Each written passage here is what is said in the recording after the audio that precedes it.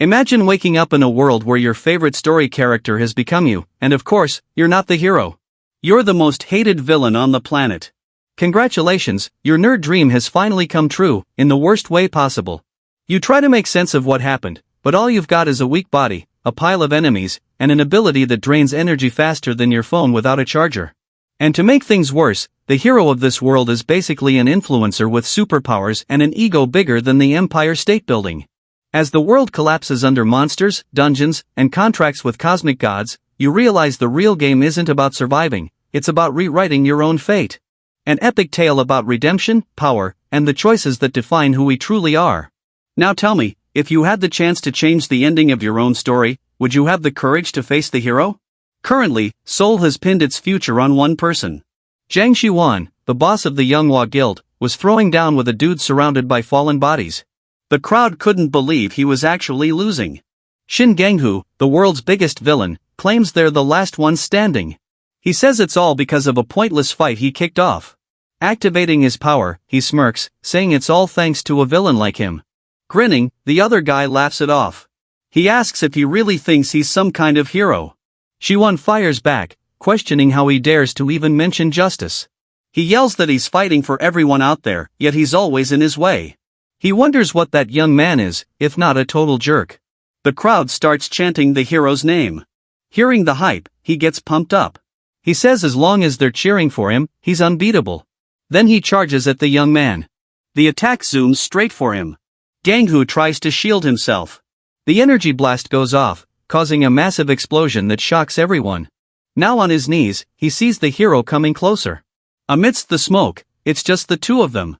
Shin spots the silhouettes of people celebrating his downfall from a distance. They shout that they always believed in him. Everyone yells in unison to take out the enemy.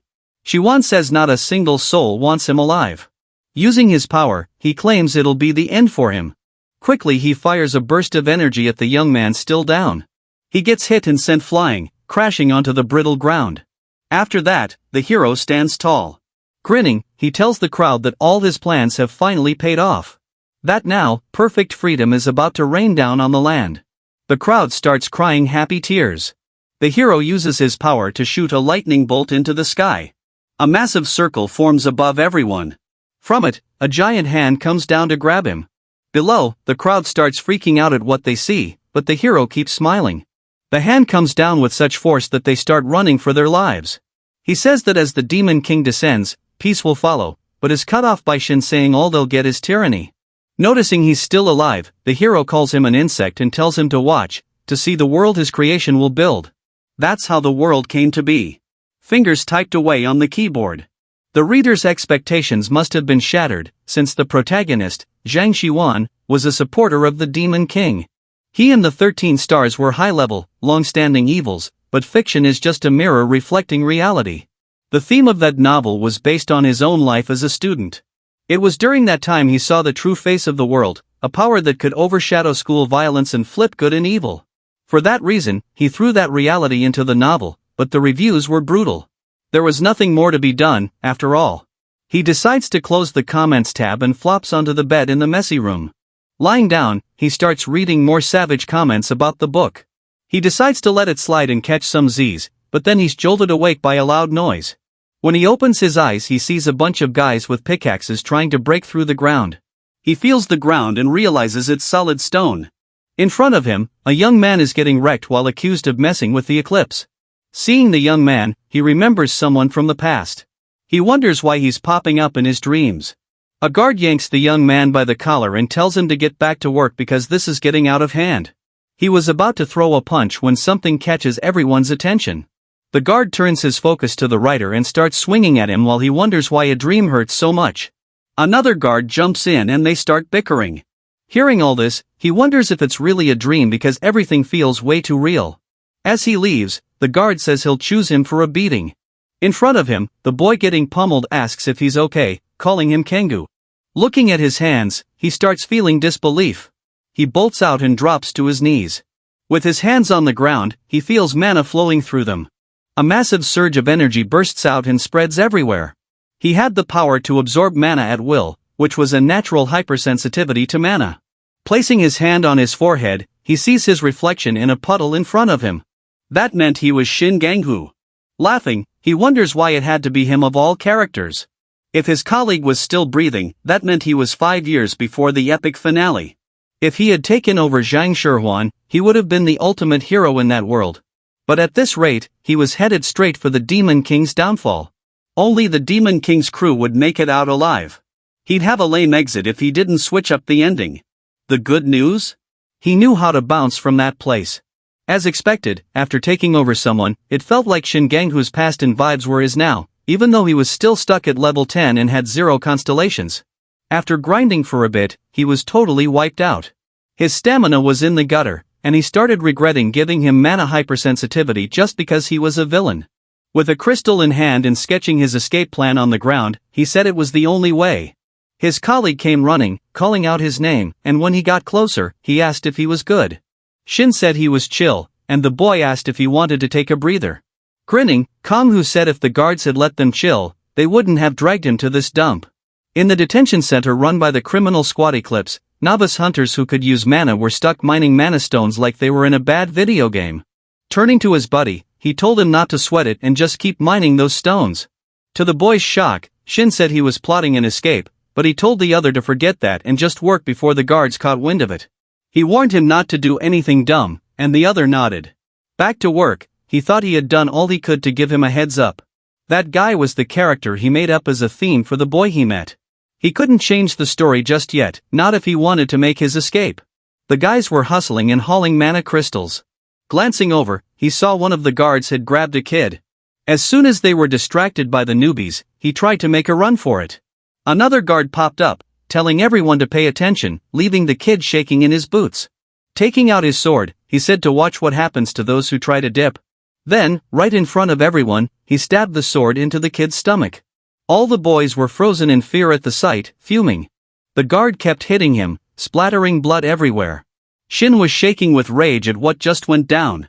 Seeing the body on the ground, he called him an idiot and said he had warned him. The guard showed up and told him to act like last time since no one was watching, or he'd be next.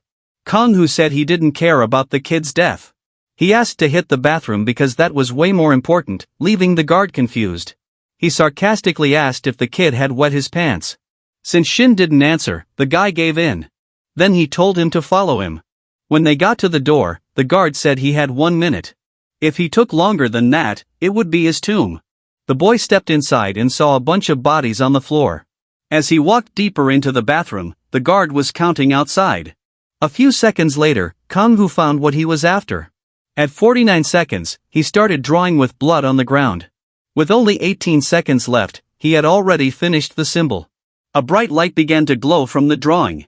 Shin started reciting that he knew he was being watched, that he knew it drove him crazy with tragedies, trials, and depression.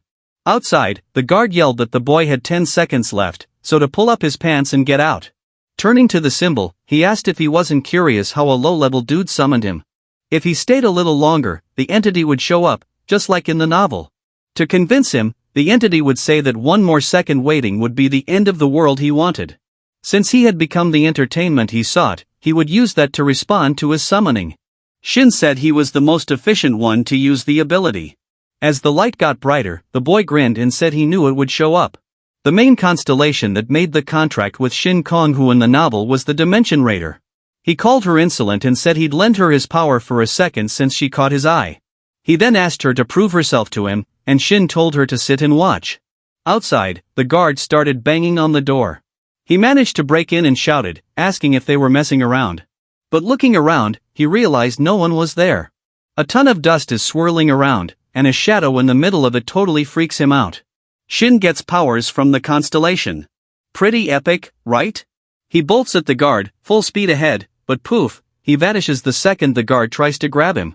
The guard spins around, but all he sees is the door. He swears the dude was gone, but surprise, he pops up right behind him. With a metal rod, he smacks him right in the neck.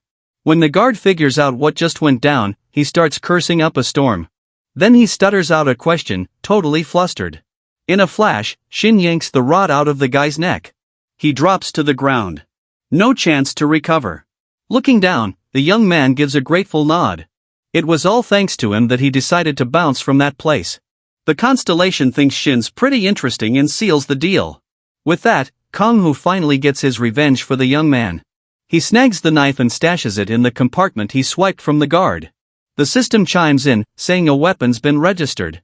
From this point on, he wouldn't look back. No way. When night rolled in, Shin got ready to roll. Grabbing gas cans, he starts splashing it everywhere. To make his escape, he first needed a second-class guard uniform. Next up, he planned to set the criminal ablaze. Then he'd make a run for it through the front gate, no less. The other guards start sprinting as the fire spreads. They're all wondering who did this and yelling to call the firefighters. One of them shouts for everyone to follow orders and head to the crematorium. Everyone hops into a van and speeds off. Spotting the second-class guard catches his eye. He asks if he replaced the guard who was supposed to be on duty. The guard nods, saying someone had bolted from Building 18. He mentions the fugitive took off through the northwest fence. Then he asks why they hadn't left yet. Nervously, they start flooring it in the van. The path leading northwest from that fence was Mount Chungmyeong. At first glance, it looked like a solid escape route since it was dark and sketchy.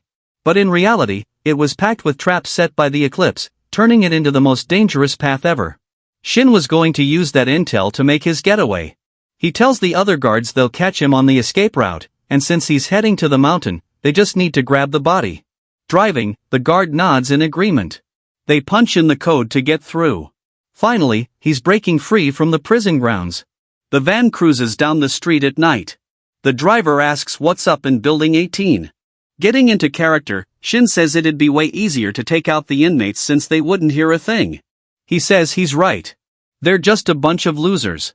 Noticing how the driver talks about the prisoners, he gets a bit annoyed. He asks how long the guy's been working in Building 18. Shin replies it's been 2 days, and the others chime in that he should have been in Unit 9, which he agrees with. But the dude says Unit 9 doesn't even exist. Still, the van keeps rolling. Grinning, Kang-hoo says he's right. He pulls out his knife and swiftly strikes the young man in the front seat. With a serious vibe, he starts taking out the two young men, saying he's gonna finish them off. With one of them down, the car starts to wobble. After stopping, he chucks the body out the window. Using his powers, the other guard starts cursing and lunges at him. His strength is so wild that when the young man dodges, the van ceiling gets a hole. Seeing that, the guard starts sweating bullets. He then demands to know how he dared to trick them and charges again.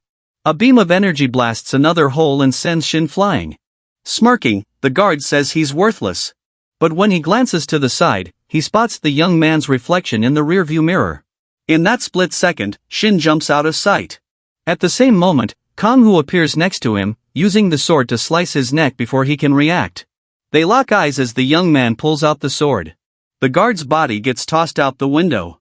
Shin starts feeling queasy from using too much mana. When he looks over, he sees a bright light coming his way. A car's rolling up. He didn't expect patrols and grins, saying more obstacles are coming. Taking advantage of the moment, the young man slides down the slope to escape. After a wild ride down, he hits the ground. But then a dude shows up, saying he can't believe he took out 2 guards and got away. This guy's got an axe and calls him a worm. The red mark above his head shows he's got a contract with a constellation. Shin was curious about what his power was. His constellation was a solid connector that could track mana. With that skill, he found him super easily.